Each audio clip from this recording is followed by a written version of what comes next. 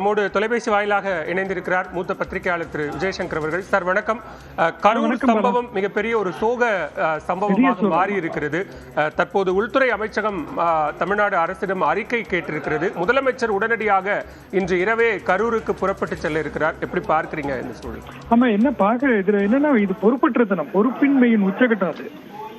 இப்ப அதாவது சாதாரண பாரம்பரியமான அரசியல் கட்சிகள் வந்து ஒரு பெரிய கூட்டத்தை போடும்போது என்ன பண்ணுவாங்கன்னா, பெரிய கூட்டத்தை கூட எம்ஜிஆர், கலைஞர், ஜெயலலிதா எல்லாருமே ஒரு ஆயிரக்கணக்கான 10,000கணக்கான மீட்டிங்லாம் நடத்தும் போது வர மீட்டிங்லாம் வரும்போது என்ன பண்ணா, ஒரு பொதுவான ஒரு இடத்துல கூட்டிட்டு எல்லாம் மக்களை கூட்டி வெயிட் பண்ண வைப்பாங்க. மக்கள் 6 மணி நேரம் 7 மணி நேரம் கூட வெயிட் பண்ணிட்டு இருக்காங்க. எந்தவித அசம்பாவிதம் நடந்ததில்லை எங்கேயுமே, ஒரு பொதுக்கூட்டத்துல, ஒரு பிரச்சார பயணத்துல கூட.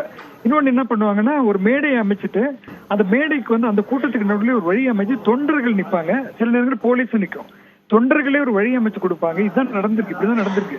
அப்ப என்னன்னா, அந்த வழி வரையும் அந்த இடத்துல வந்து கார் நிறுத்தி அதுக்குள்ள தலைவர் போய் பேசிட்டு திரும்ப வர்றதுதான் வழக்கம். இவர் என்ன பண்றாருன்னா, விஜய் என்பவர் வந்து காலையில 8:45க்கு வந்து அப்பாயின்மெண்ட் அங்க பேச டைம் கொடுத்துருக்காங்கன்னு நான் கேள்விப்பட்டது. ஆனா அவர் சென்னையில கிளம்புறதே 8:45.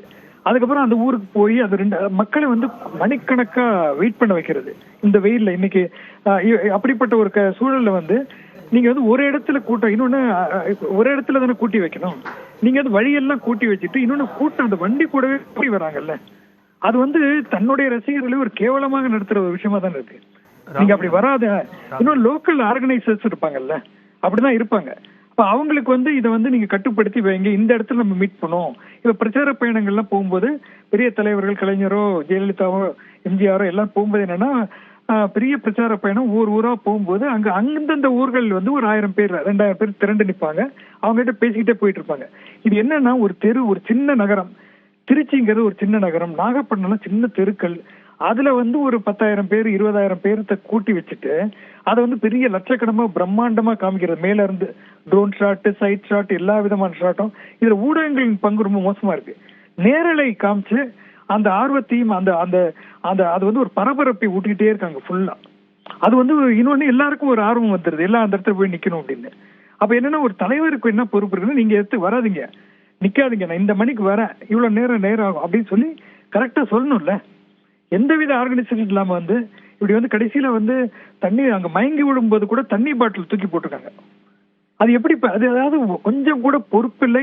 ஒரு கூட்டத்தை எப்படி நடத்துவது என்பது பெரிய கலை. அது இன்னைக்கு திமுக வந்து ஒரு கூட்டத்தை நடத்தினாங்க, ஒரு பெரிய மாநாடு, அவங்களுடைய 25வது மாநாடு வந்து கரூர்ல நடந்துச்சு. இதே கரூர்ல தான் நடந்துச்சு. அவ்வளவு பெரிய கூட்டம் வந்துச்சு. அதுல பாத்தீங்கன்னா நடுவுல ஒரு வழி அமைச்சிருக்காங்க. அதுல வந்து முதல்வர் ஸ்டாலின் வராரு. எந்தவித பிரச்சனையும் இல்லை, ரொம்ப அழகா நடக்குது மீட்டிங்கு. மழை பெய்யுதாலும் கலைந்து செல்லாம கூட்டம் நிக்குது. ஒரு உதாரணமா தான் சொல்றேன். அவ்வளவு பெரிய பிரம்மாண்ட கூட்டத்தை நடத்தி ஒரு அனுபவிக்க ஒரு கட்சி இருக்கு. உங்களுக்கு எந்த அனுபவம் இல்லைங்கிறதுன்னு தெரிய வருதுல. அரசியல் அனுபவம் கிடையாது, பொறுப்புணர்வும் இல்ல, ஒரு கூட்டத்தை எப்படி வழி நடத்துங்கன்னு தெரியல. எப்படி உங்ககிட்ட ஆட்சி பொறுப்பு வச்சு நீங்க என்ன பண்ண போறீங்க? எதை பத்தியுமே ஒரு அறிவு இல்லைல்ல. கூட்டம் சேர்ப்பது எப்படி, கூட்டத்தை கட்டுப்படுத்துறது தெரியாம நீங்க எப்படி இருக்கிறீங்க? நீங்க இன்னைக்கு யாரு இது பொறுப்பேற்றுக்கணும்? இங்க போலீஸ் வந்து கட்டுப்பாடு விதிச்சா நீங்க வந்து சிஎம்க்கு சவால் விட்டுறாரு. நீங்க வந்து என்ன மிரட்டுறீங்களான்னு கேக்குறது. இது சாதாரண கட்டுப்பாடு விதிப்பது என்பது காலகாலமா நடந்து வருது. போலீஸ்க்கு தான் போலீஸ் வந்து கட்டுப்பாடு விதிப்பாங்க. அப்ப அது விதிச்சா உடனே அதை வந்து எதிர்த்து எழுதுறவங்க, இந்த ஊடகவியலாளர் சில பேர் இருக்காங்க, அவங்க எல்லாம் என்ன பண்ணுவாங்கன்னா, என்ன அவருக்கு மட்டும் கட்டுப்பாடானா அதை கேள்வி கேளுங்க. எல்லா இடத்துலயும் கட்டுப்பாடு இருக்கு. 25 வருஷம் 30 வருஷமா மீடியால கவர் பண்ணவங்க கூட பொறுப்பற்றத்தனமாக இந்த கூட்டத்தை பார்த்து பிரமிக்கிறேன், இது வந்து இதுவரைக்கும் நான் பார்க்காத கூட்டம்னா ஊடகவியலாளர் சொன்னா யாரு? சாதாரண ரிப்போர்ட்டர்ல எல்லாம் இவங்க எல்லாம் 25-30 வருஷம் ஊடகத்துல இருந்தவங்க. அவங்களே இதை வந்து மேல வந்து வெறியேற்றி விடுறது. அவர் தலைப்புகள் எப்படி போடுறாங்க ஊடகத்துல? வெறித்தனமான பேச்சு. என்ன வெறித்தனமான பேச்சு? அவருக்கு பேசவே தெரியல. அப்ப என்னன்னா, இது வந்து ஒரு ரொம்ப மோசமான ஒரு ட்ரெண்ட் தான். இப்போ ஒண்ணும் இல்ல, விஜய்க்கு இவ்வளவு கூட்டம் கூடுதுன்னா, டிடிஎஃப் வாசன் ஒருத்தர் இருந்தாரு, அவர் பைக்ல சாகசம் புரிய, அவருக்கு தான் பெரிய கூட்டம் வந்துச்சு.